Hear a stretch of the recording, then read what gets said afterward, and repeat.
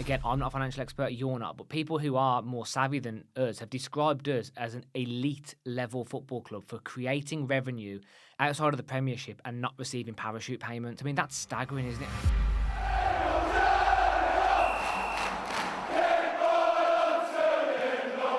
Welcome back to BCFC Royal Blue. Now, in this podcast, myself and Matt are going to have a brief conversation about the end-of-year financial accounts that were published recently for Birmingham City Football Club for the 2024-25 season. So these accounts relate to the season in which we got promoted from League One. Now, let's make it clear before we start the podcast that neither myself or Matt are by any means financial experts.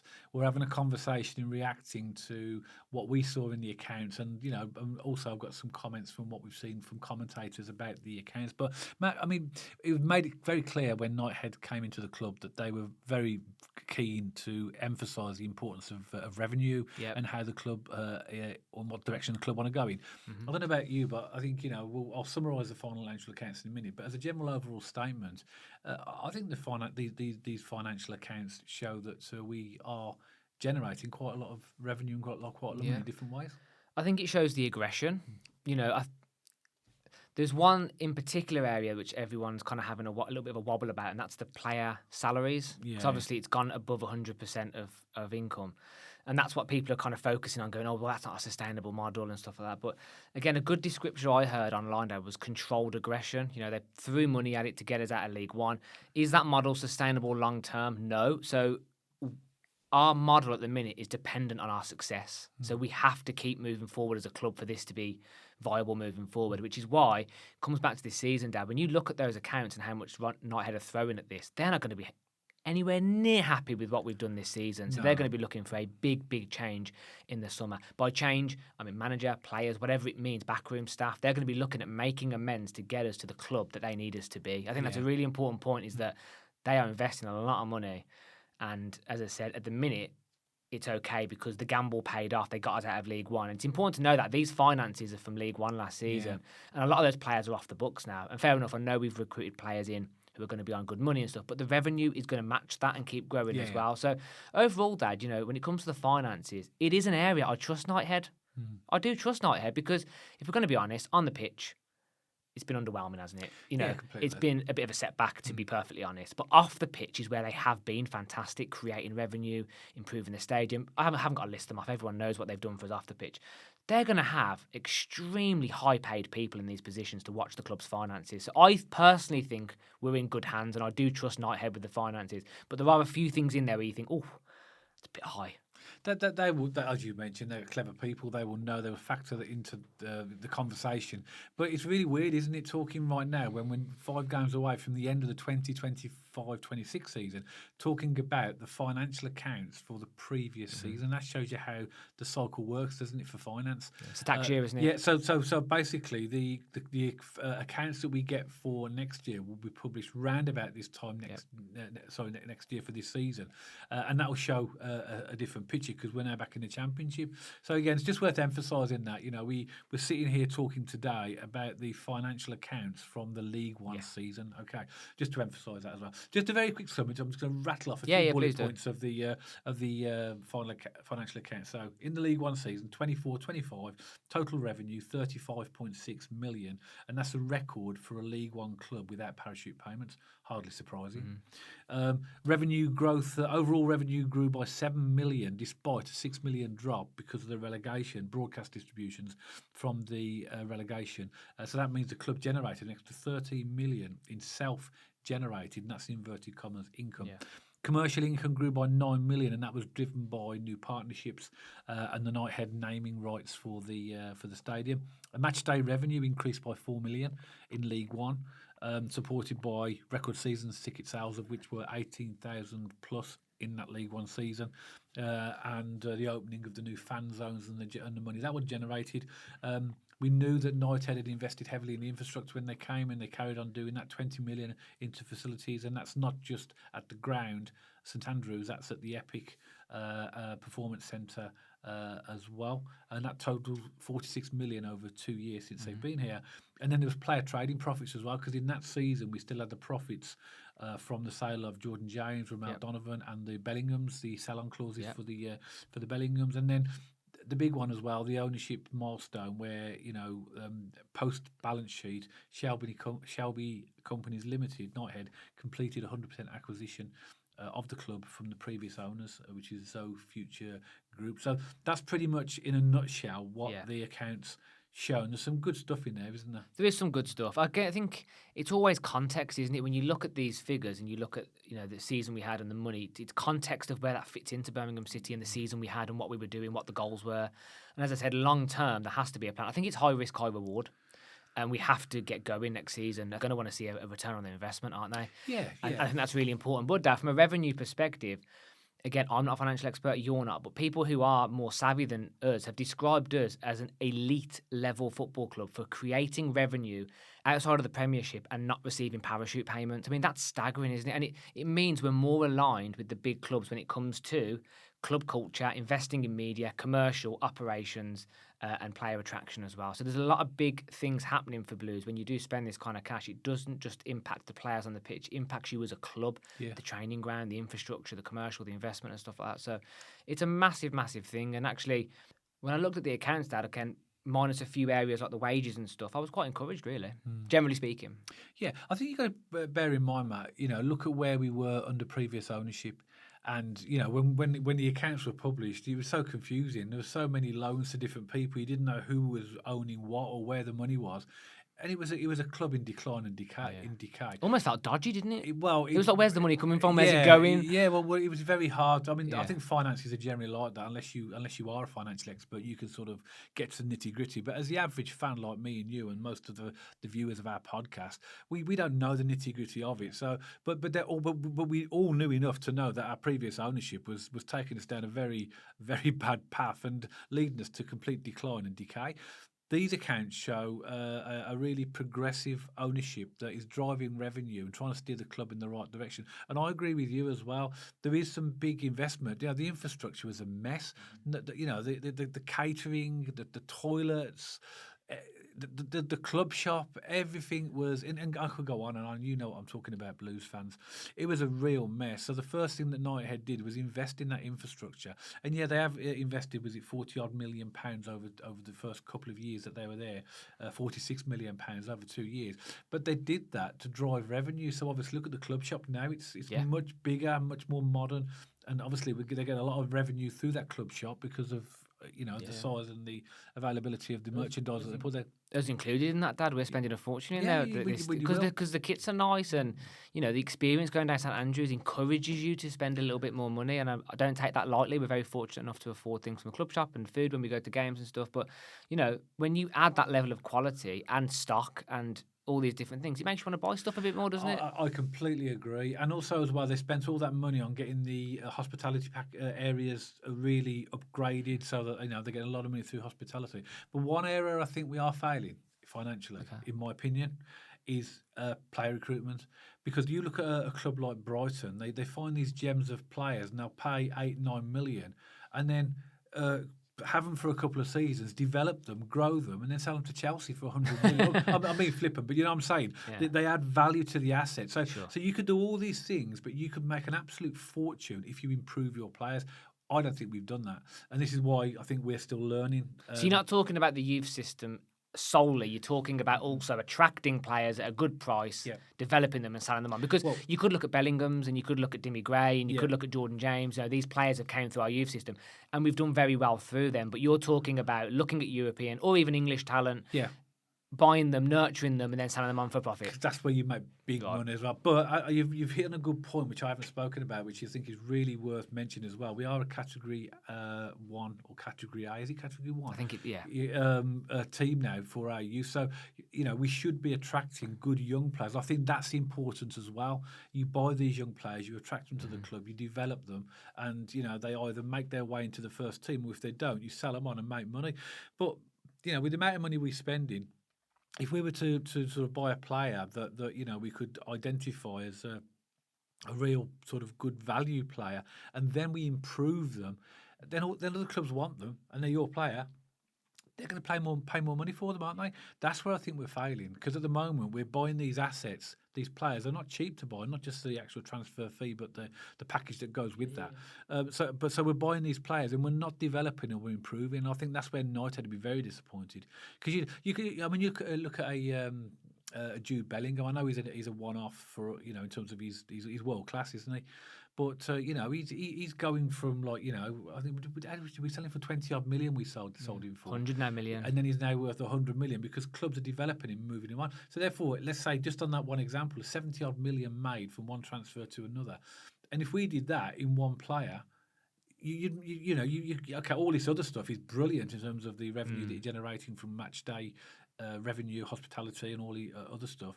But that's where big money is, and we haven't done that. In fact, you know, a lot of the players that we have bought in, and a lot of them, as you mentioned at the beginning of the podcast, Matt, we spent a lot of money in that season, that summer before League One, bought in a load of players, and a lot of them are not with us anymore. No. So, But, Dad, when you think about Prisque, Kyogo, Asui Samuel, the wages would have gone higher now from League One. However, the revenue's going higher. Yeah, but those players, Matt, are not in these accounts. No. But what I'm saying is, a lot of people are looking at wages going, that's high, but they're off the books. Yeah. But next year's going to be even higher, is what I'm saying. Yeah, but so should revenue. That's what I'm saying. So the revenue will be higher. So what I'm saying is, people that are getting really panicky about the player salaries being 107% of revenue, actually, the revenue will only increase and get bigger as well. So actually, that allows you to afford. That's the whole point of creating revenue, isn't it? To afford better players. So in theory, I know it doesn't work like this always, but in theory, the wages go up, but the revenue go up to compensate the blow as well. Yes. So, so it should all compensate in theory. But again, I know football doesn't work like that, or money doesn't work like that necessarily. But I think it should be a lot less daunting next season than this one, because of the revenue going up as well as the wages. Yeah, who knows? It's impossible to know, isn't it? Well, there's a lot going on at Blues, and you know, particularly the new stadium and the sports quarter and everything that's going on around that. That's creating a buzz as well. That's going to help with commercial partnerships, because there are going to be big commercial partners that want to get involved with that project. So that's going to help drive the future as the sports quarter starts to gain momentum. I'm talking now, it's in the, I think they're just in the process of getting ready for planning applications and stuff like that. But when that starts to be built, that's going to drive revenue further, because you're going to have people stumbling over themselves to be part of that. But interestingly, I looked at Kieran Maguire, who you know, always tends to have a reasonably good view of finances, and his comments when he researched what he said about these accounts that Birmingham City have published. He said the League One outlier. He said, so Maguire noted that the £35.6 million revenue generated is extraordinary for League One. Use the word extraordinary. Pointed out that most clubs in the division operate revenues between 5 and 12 million. Right. So that's nearly tripled the average, and therefore by doing that, Blues effectively de-risked the financial impact of the previous relegation through commercial deals, rather than relying on just on pitch revenue as well. And then he did address the wages v revenue, which you said created a lot of conversation. And this is what he said. So while the club's revenue is record breaking, Kieran Maguire warns about the wage to turnover ratio, which is quite a crucial marker or metric, and with high profile signings at the time in League One, Jay Stansfield particularly was the main marquee one, and championship level wages for several of the players we brought in, noted that the club's sustainability still heavily leans on funding from Knighthead until they reach the Premier League. So you mentioned it's this driver to you. Effectively, you have to speculate to accumulate, or accumulate to speculate, whichever way. Well, they're spending big to accelerate growth. But if you keep generating more and more revenue year on year, then that's going to help offset some of that, isn't it, as well? Also, we talked about as well, Kieran Maguire talked about the £14 million trading profit from players. Again, remember, this is we're talking about, and I have to keep emphasising this, because obviously we're actually in the Championship now, but this is the League One season. £14 million trading profit from, and that was a lot to do with the Jude and Bellingham and the sale of like Jordan James and etc. So that was that. But I think what you mentioned as well, Matt, I think this is what we sort of really need to take from this, is that you've raised the point that Knighthead, based upon all this, are not going to be happy with the season we've had in the Championship, because the more commercial revenue you generate is going to be more attractive if we are higher level Championship team. So they're going. I think they'll be taking stock this season and working out what and how this has happened and making changes. And I think we. Can expect to see changes to make us a more and better competitive team next season. So we will see player sales, obviously, but I think we'll see. Ultimately, as fans, we're concerned about really what happens on the pitch, aren't we? That's what really matters to us as fans. We want to go and see our team winning games, etc. But these accounts are a good indicator of the direction that we're going financially. But therefore, the on the pitch progress needs to match the off the pitch progress. And that link hasn't happened yet under Knighthead. No. That's the big link missing. All the off-the-field greatness, making it onto the field. And that hasn't happened yet. Yeah. Hopefully next season is the season. But it happens, Dad. You have like teams like Sunderland who have had a really good model. They came up from League One. They've been hovering around the playoffs and they make that push. And then suddenly they're in the Premier League. And they've had a really big crack at it. Coventry this year, almost certainly going up. They've been sort of up and down and then again hovering around the playoffs for the last 3 seasons and then they've pushed on as well. So every team pushes on to the next threshold and the next level of greatness. But I guess where we don't know where Knighthead and Tom Wagner's heads are at is that where does the money correlate to this success and how long do we have in their minds to meet that next threshold? And do you think this is where that disconnect has happened, Dad? Do you think this is where Tom Wagner said, we are going to make the playoffs this season, or he's at least said that we should be in the playoff conversation this season, and then we've all jumped on that bandwagon, we've all believed it, and then suddenly now we're in 16th, 17th, hello, my old friend.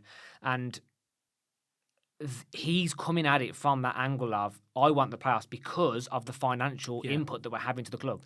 I do, but then that's without accepting the reality of the Championship. The fact that when we came back into the Championship, we were automatically playing catch up. I know that we recruited a lot of what was classified as Championship level players in League One, but like you mentioned, they're not with us anymore. No. So we've had a big turnaround in players. So the reality is that it takes time. It does take time. Wrexham, though. But they're still challenging for the playoffs. But they're making progress. But they're still, have got a battle to get to the Premier League. Of course, but it's a fair comparison, though, isn't it? Yeah, it is. Yeah, and we could look at the league table and say they have made more progress at the moment. But then when we start from August this year in the new season, we'll all start on 0 points. We'll start again, don't we? Yeah, of course. So I think it's the acceptance that you can't just automatically throw money at players, buying all these players, and expect a team that's automatically going to challenge. It takes time. It might take 2, 3 X amount of seasons to actually achieve that goal. But if you do it in the right way, and build the team that you want over a period of time, then it will work. Yeah. And I think that's what maybe Tom Wagner and Knighthead are maybe learning now is that it's not just a case of throwing money; it's to get the recruitment right. I think that's crucial. But even then, you could get the best players in if they're not fully averse to the Championship, as we've seen with Blues this season. They're not going to get you to where you want to be. I couldn't agree with that last point anymore. Is that I think when they look at the recruitment in the summer, I mean, don't get me wrong, like I loved when we signed Vicente and Prisque and all these things. They need to get those players who are established in the Championship and know how to win. Ollie McBurney's and we've named the Wrexham players before. Those players that just know how to get you out of this division and can score goals in this division and fight in this division. Yeah, I mean that's the key difference between it. I think we've had too many experimental gambles in our recruitment, so that is a big gap we need to take forward for the 26-27 season. Yeah, and have a experienced manager as well. I think Chris Davies did well to get us out of League One last season. This season, it's his first season in the Championship, and clearly, you get into game 41, which we've had at the time of recording, and he still doesn't know his best 11. Yeah. There's something not right there, and I think that's where one of the changes will be made. I think the manager will change. I think so, and get maybe a manager, hopefully with a bit more experience. See, I think Knighthead need to be aware they need to recruit a manager not for the style of football they want to play, but a manager that can get Blues out the Championship. Yeah, that's the difference, isn't it? Yeah. That's the difference. Yeah.